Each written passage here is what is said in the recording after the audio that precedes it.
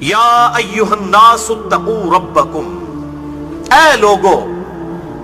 تقوی اختیار کرو اپنے رب کا، ڈر جاؤ اپنے رب سے۔ ان زلزلۃ الساعۃ شیء عظیم، بے شک الساعہ قیامت کے دن کا زلزلہ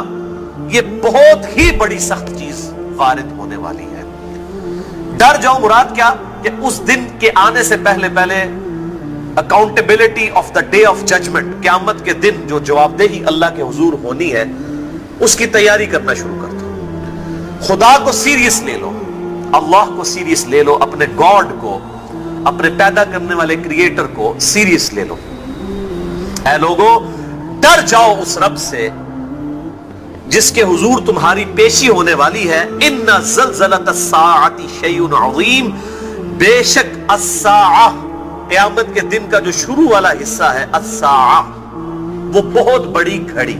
ساعتن عربی میں کہتے ہیں گھڑی کو، الساعہ دی الٹیمیٹ گھڑی، وہ جو خاص وقت آنے والا ہے، قیامت کے دن کا شروع کا حصہ الساعہ شیء عظیم، وہ بہت بڑی سخت شے ہے۔ یوم ترونہا، اور اس کی جھلکی یہ ہے یوم ترونہا، اس دن تم دیکھو گے، تذہل کل مرضعۃ ام ارضعت، کہ ہر دودھ پلانے والی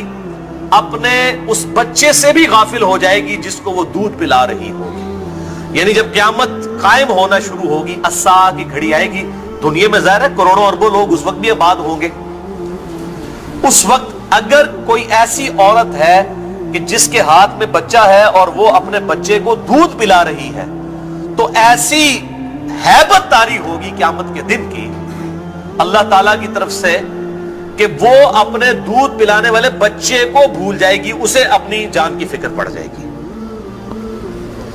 وَتَضَعُ كُلُّ ذَاتِ حَمْلٍ حَمْلَهَا، اور ہر حاملہ اپنے حمل کو بھی گرا دے گی، یعنی اسے ہوش ہی نہیں رہے گی۔ ایسی غم کی کیفیت طاری ہوگی کہ اگر کوئی پریگنٹ ہے، چاہے کوئی عورت ہے، چاہے کوئی بھی جاندار ہے، جانداروں میں سے بھی، اس کا حمل ضائع ہو جائے گا، پریگنینسی ضائع ہو جائے گی خوف کے مارے۔ وَتَرَى النَّاسُ سُكَارَى، اور تم دیکھو گے کہ لوگ جو ہیں وہ نشے کی حالت میں ہیں، یعنی یہ جیسے کسی نے شراب پی ہوئی ہوتی ہے نا، آپ کو پتا بدمست، اسے ہوش ہی نہیں ہوتی، جس کو ہم کہتے ہیں ٹن ہو جاتا ہے بندہ، اس طریقے سے ہوش ماری جائے گی اس دن، یعنی انسان کو ہوش ہی نہیں ہوگی اس نے کدھر جانا ہے، پاگلوں کی طرح۔ اور نشہ آور چیز کسی کو کھلا دی جائے جس سے بندے کو ہوش نہیں ہوتی نا، یعنی اس قدر غم طاری ہوگا، جو سورۃ المزمل میں بھی آیا ہے کہ قیامت کا دن ایسا ہولناک ہے کہ بچوں کو بوڑھا کر دے، بچے غم کے مارے بوڑھے ہو جائیں، ان کے بال سفید ہو جائیں، ایسا وہ سخت دن اس دن وارد ہوگا، ایسی صورتحال ہوگی۔ وَتَرَى النَّاسُ سُكَارَى، اس دن تم دیکھو گے کہ لوگ نشے میں ہیں، وَمَا هُمْ بِسُكَارَى، لیکن وہ نشے میں نہیں ہوں گے، وَلَكِنَّ عَذَابَ اللَّهِ شَدِيدٌ، لیکن اصل بات یہ ہوگی کہ اللہ کا عذاب بہت شدید ہوگا، مت ماری جائے گی لوگوں کی، اس عذاب کی وجہ سے ایسی افراتفری پھیل جائے گی قیامت کے دن کہ دودھ پلانے والی عورت اپنے بچے کو بھی بھول جائے گی، اور اگر کوئی پریگنٹ ہے تو اس کا حمل ضائع ہو جائے گا،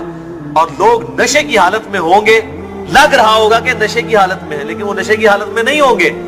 بلکہ اللہ تعالیٰ کے عذاب کی سختی کی وجہ سے ان کو لگے گا جیسے کہ اگر کوئی آبزرو کرنے والا آبزرو کر سکے تو یوں لگے گا جیسے کہ یہ نشے کی حالت میں، ہوش ہی نہیں ہوگی اپنی۔ اللہم اجرنا من النار، اللہم اجرنا من النار، اللہم اجرنا من النار۔ اللہ تعالیٰ اس سخت دن کی سختی سے بچائے۔ تو یہ تو آغاز ہوگا اس سختی کا، اس کے بعد یہ سب کے سب لوگ، پھر ایسا سور پھونکا جائے گا جس کی وجہ سے سب کے سب لوگ بے ہوش ہو جائیں گے، حتیٰ کہ لوگوں پر موت وارد ہو جائے گی، پھر دوبارہ سور پھونکا جائے گا، پھر لوگ دوبارہ سے زندہ ہوں گے، اور پھر قیامت کے دن کا الٹیمیٹ فیصلہ جو ہے وہ عدل و انصاف کے ساتھ کیا جائے گا۔ لیکن یہ جو سٹارٹ والا معاملہ ہے، الساعہ، the biggest event، بہت بڑی گھڑی، الٹیمیٹ گھڑی، یہ اس کا ذکر ہے سورۃ الحج کی پہلی 2 آیات میں. اس کانٹیکسٹ میں احادیث بہت زیادہ ہیں، اگر ان کو بیان کیا جائے تو کافی ٹائم ریکوائرڈ ہے. البتہ 2 احادیث بڑی اہم ہیں اسی کانٹیکسٹ میں وہ یہاں پر بیان کر دیتا ہوں، اور دونوں احادیث صحیح مسلم کے اندر موجود ہیں. پہلی حدیث صحیح مسلم میں ہے انٹرنیشنل نمبر کے مطابق 375 نمبر 375 کہ آپ صلی اللہ علیہ وآلہ وسلم نے ارشاد فرمایا قیامت اس وقت تک قائم نہیں ہوگی جب تک اس روئے ارض پر ایک شخص بھی ایسا موجود ہے جو اللہ اللہ کرنے والا ہے، یعنی اللہ کو پکارنے والا ہے، اللہ کی یاد کرنے والا ہے. اگر ایک شخص بھی ایسا دنیا میں موجود ہوا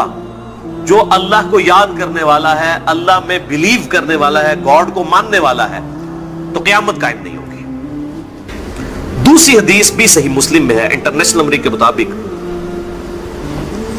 7299 کہ آپ صلی اللہ علیہ وسلم نے ارشاد فرمایا دن اور رات اس وقت تک ختم نہیں ہوں گے، یعنی قیامت اس وقت تک قائم نہیں ہوگی جب تک کہ دوبارہ سے لات اور عزا بتوں کی پرستی شروع نہ ہو جائے. یعنی جس طرح مکہ مدینے میں لات اور منات کی عزا کی پوجا کی جاتی تھی نا آپ صلی اللہ علیہ وآلہ وسلم کی بعثت سے پہلے، قیامت سے جسٹ پہلے دوبارہ سے پوجا شروع ہو جائے گی. اور یہ سارے معاملات حضرت عیسیٰ علیہ السلام کے خلافت راشدہ قائم کرنے اور ان کے وفات کے بعد کے معاملات ہیں، یہ ہو جائے گا. اور پھر آپ صلی اللہ علیہ وسلم نے جب یہ بات کہی تو اما عائشہ رضی اللہ تعالیٰ عنہ کہتی ہیں کہ میں نے اللہ کے محبوب صلی اللہ علیہ وسلم سے پوچھا کہ اللہ کے محبوب صلی اللہ علیہ وسلم میں نے تو کبھی سوچا بھی نہیں تھا کہ ایسا ہوگا، کیونکہ میں نے تو قرآن میں پڑھا تھا هو الذی ارسل رسولہ بالہدی ودین الحق لیظہرہ علی الدین کلہ ولو کرہ المشرکون. وہی اللہ ہے جس نے اپنے محبوب صلی اللہ علیہ وسلم کو دین حق کے ساتھ مبعوث کیا، قرآن کے ساتھ مبعوث کیا، الہدا کے ساتھ، تاکہ اس دین کو سارے ادیان پر غالب کر دے، چاہے کافر اس کا برا مان جائے. تو اس آیت کے تحت تو میں سمجھتی تھی کہ یہ دین تو ہمیشہ کے لیے غالب ہو جائے گا. آپ صلی اللہ علیہ وسلم نے ارشاد فرمایا کہ دین غالب ہوگا، لیکن جیسا اللہ تعالیٰ چاہے گا، جتنی دیر کے لیے چاہے گا، لیکن الٹیمیٹلی یہی معاملات ہونے والے ہیں. پھر آپ صلی اللہ علیہ وسلم نے فرمایا کہ قرب قیامت سے پہلے ایک خوشبودار ہوا چلے گی پوری دنیا میں، جہاں کہیں بھی مسلمان موجود ہوں گے، اور کوئی ایسا مسلمان ہوگا کہ جس کے دل میں رائی کے دانے کے برابر بھی ایمان ہوگا، اس تک بھی وہ ہوا پہنچے گی، اور اس ہوا کی وجہ سے اس کی روح قبض کر لی جائے گی. صرف کافر دنیا میں رہ جائیں گے. اب وہ جو حدیث تھی نا کہ جب تک دنیا میں ایک بھی اللہ اللہ کہنے والا ہے، اس کی ایکسپلینیشن یہاں پر ہو گئی کہ اس سے مراد تھا مسلمان، ورنہ اللہ اللہ تو کافر بھی کہہ رہا ہوتا ہے کسی نہ کسی درجے میں. اس سے مراد مسلمان، اللہ کو ماننے والا. ہوا چلے گی اور سب کی روح قبض کر لی جائے گی، اور پھر صرف دنیا میں کافر رہ جائیں گے، اور انہی پر قیامت قائم ہو.